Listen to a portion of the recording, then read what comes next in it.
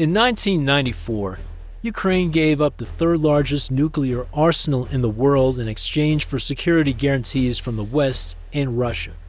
In return, it expected these major powers to protect its sovereignty and territorial integrity. But in 2014 and 2022, Russia invaded the country. What went wrong?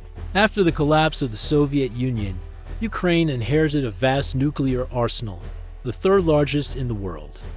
However, in 1994, as part of the Non-Proliferation Treaty (NPT) and the Budapest Memorandum, Ukraine decided to give up those weapons in exchange for security guarantees from Russia, the United States, and the United Kingdom. However, in 2014, Russia annexed Crimea, directly violating the Budapest Agreement. And in 2022, Russia invaded even more of Ukraine's territory. The West's initial response was limited, and only with the escalation of the conflict did more substantial military and financial aid arrive. This leads us to a crucial question. If Ukraine had kept its nuclear arsenal, would Russia have invaded? Nuclear deterrence is one of the most powerful factors in geopolitics. Countries with nuclear weapons are much less likely to be attacked, as the risk of catastrophic retaliation is high. So, it's possible that if Ukraine were still a nuclear power, Russia might have thought twice before invading. The Non-Proliferation Treaty, signed in 1968, is the main pillar of global nuclear arms control.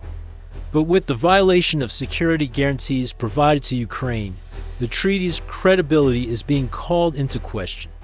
Countries that gave up nuclear weapons, like Ukraine, or that never developed them, are now questioning whether the NPT really protects their sovereignty. The West's weak response to Russian aggression has led other countries to reconsider their positions. In Japan, there's a growing debate about acquiring nuclear weapons, something that was unthinkable a few years ago.